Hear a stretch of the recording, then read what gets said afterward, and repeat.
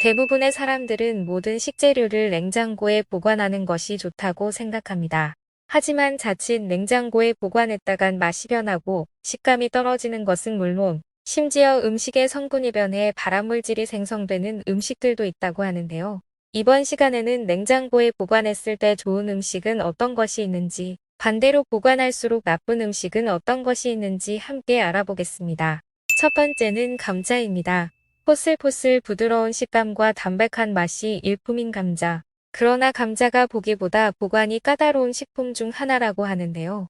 감자를 4도 이하의 냉장 온도에서 보관하면 환원당이 증가하는데 환원당이 고온에 노출되면 감자의 아스파라긴이라는 성분과 결합해 아크릴아마이드라는 물질을 만들어냅니다.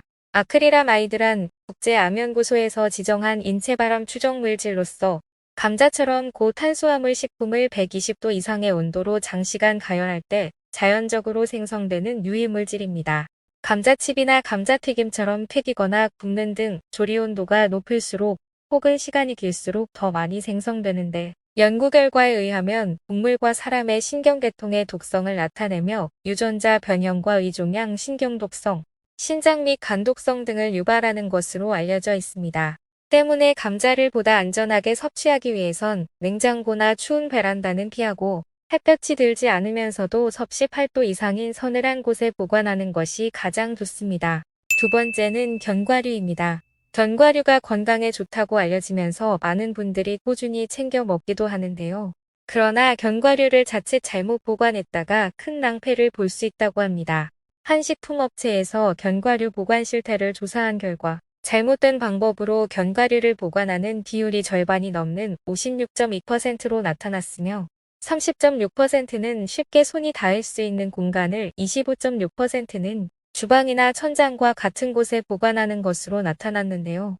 견과류를 실내에 보관하게 되면 아플라톡신이라는 강력한 독성이 생길 수 있는데 이는 국제암 연구소에서 지정한 1급 발암물질로서 간경변과 출혈, 괴사 등과 함께 간의 암을 일으키는 것으로 알려져 있어 각별한 주의가 필요합니다. 아플라톡신은 물로 씻거나 가열하더라도 독성이 사라지지 않으므로 무엇보다 올바른 보관 방법으로 미리 예방하는 것이 중요한데요. 아플라톡신은 25도 이상이거나 상대 습도가 60에서 80%인 고온 다습한 곳에서 가장 잘 자라기 때문에 견과류를 보관할 때는 진공 포장기 또는 지퍼백에 넣고 공기를 최대한 뺀 후 냉장 냉동 보관하는 것이 가장 좋습니다. 세 번째는 계란입니다. 계란은 닭이 낳은 직후 큐티클이라고 불리는 보호층으로 코팅되어 있습니다. 사실 계란은 겉으로 봤을 때 완전히 내용물을 보호하고 있는 것 같지만 껍질 표면의 기공이라 불리는 약 7,000개에서 18,000개의 미세한 작은 구멍들이 존재하는데요. 이 구멍을 통해 계란 내부에서 외부로 수분이나 이산화탄소를 방출하지만 반대로 외부의 미생물이 내부로 들어가지 못하게 하는 신비한 작용을 합니다. 그러나 계란을 물로 씻게 되면 표면의 보호막인 큐티클이 훼손되어 외부의 미생물 침투가 쉬워지는데 이때 살모넬라균과 같은 식중독균이 침투할 확률이 높아집니다. 살모넬라균에 감염된 식품을 잘못 먹을 경우 설사와 함께 경련성 복통, 두통, 발열, 구토, 오심 등의 증상이 나타나고 심하면 혈액이나 중추신경계로 침투해 온몸에 염증을 일으킨다고 합니다. 전 세계에서는 여전히 세척란과 비세척란에 대해 여러 논란이 많지만 일단 우리나라에서는 세척된 계란과 세척되지 않은 계란 둘 다 유통되고 있습니다. 때문에 마트에서 계란을 구매할 때는 세척란인지 아닌지를 잘 구분하시고 만약 세척란이라면 필히 냉장 보관하는 것이 좋습니다. 구매한 계란이 잘 구분이 되지 않더라도 냉장 보관을 하는 편이 안전한데 연구에 따르면 계란의 표면이나 내부가 살모넬라균으로 오염된 경우 실온에서 약 3주 후에 위험한 수준에 도달하지만 계란을 냉장 보관하면 6주 후에도 박테리아가 거의 자라지 않는다고 합니다. 따라서 달걀은 되도록 냉장 보관을 하되 이때 보관통에 따로 담아 냉장고 하단에 보관하는 것이 다른 식재료의 오염을 막으면서 보다 신선하게 보관할 수 있습니다. 네 번째는 생닭입니다. 가끔 몸보신을 하기 위해 생닭을 구매해서 요리해 드시는 분들이 많으신데요. 그러나 몸보신을 위해 구매한 생닭이 자칫 큰 병을 일으킬 수 있다고 합니다. 가정에서 생닭으로 요리를 할 때 주의해야 하는 것이 바로 캠필로박터라는 균인데요. 캠필로박터는 동물, 가축, 조류의 위장에 존재하는 식중독균 중 하나로 인체에 감염되면 발열과 권태감, 두통, 근육통 등과 함께 구토와 복통, 설사 등의 증상이 나타납니다.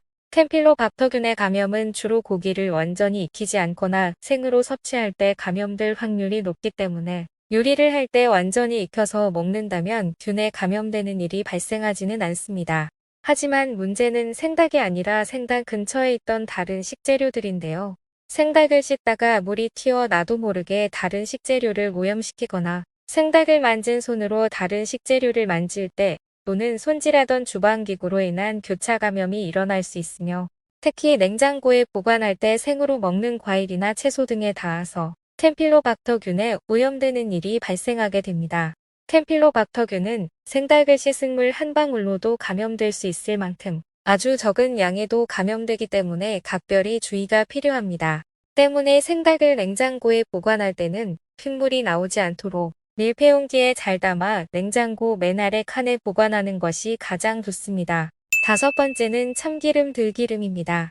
불포화 지방산이 많은 식물성 기름은 공기나 빛별에 오랫동안 노출되면 변질되기 때문에 보관 방법이 중요합니다. 볶은 참깨를 압착해 짜낸 참기름에는 산패를 막아주는 리그난이라는 성분이 풍부하여 그늘진 곳에 상온 보관하면 최대 2년까지 두고 먹을 수 있는데요.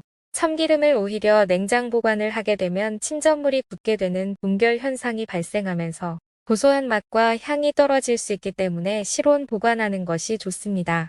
하지만 반대로 들기름은 산패를 막아줄 만한 성분이 없을 뿐더러 공기나 수분에 노출되면 빠르게 산패하는 오메가3 지방산이 많기 때문에 반드시 뚜껑을 꼭 닫아 냉장 보관해야 합니다.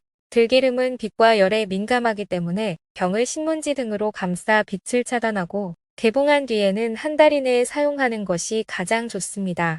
또한 들기름과 참기름을 8:2 비율로 섞으면 레그난 성분이 더해져 영양소도 더 풍부해지면서 보관기간도 2배로 늘릴 수 있다고 하니 이러한 방법을 이용하는 것도 좋은 방법이 되겠습니다. 여섯 번째는 토마토입니다. 토마토는 익으면 익을수록 그 본연의 맛을 내는데 냉장고의 차가운 온도는 토마토가 맛있게 익는 것을 막아버립니다. 냉장고의 찬 공기가 토마토 속 수분을 감소시키는 원인이 되어 표면이 쭈글쭈글해지면서 당도가 떨어지고 질감까지 변형시킵니다. 가급적이면 토마토는 햇볕이 없는 15에서 25도의 서늘한 곳에 실온 보관하는 것이 좋습니다. 일곱 번째는 밥입니다. 찬밥 신세라는 말이 이제는 옛말이 되었는데요. 그 이유는 냉장고에 있던 밥이 오히려 건강에 더 좋기 때문입니다.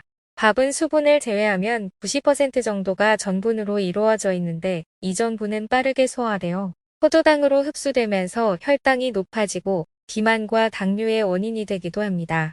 하지만 냉장고에 보관했던 밥에는 저항성 전분이 생기는데 저항성 전분은 소장에서 흡수되지 않고 바로 대장으로 내려가는 성질을 가지고 있어 흔히 먹는 밥보다 혈당을 높이지 않고 포만감을 높이는 데다 같은 밥 한 공기를 먹더라도 칼로리 섭취를 줄일 수 있는 장점이 있습니다.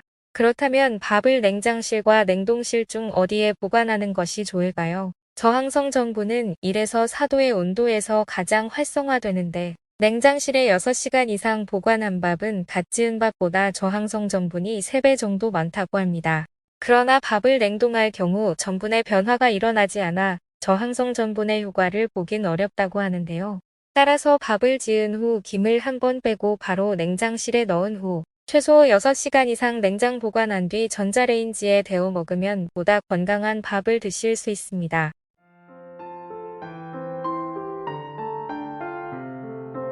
오늘은 여기까지입니다. 오늘 영상이 도움이 되셨다면 좋아요와 구독 눌러주시고 소중한 분들께 영상을 공유하시면 더욱 유익하실 겁니다. 저는 더욱 유익한 영상으로 다시 찾아뵙겠습니다. 오늘도 건강하고 행복하세요.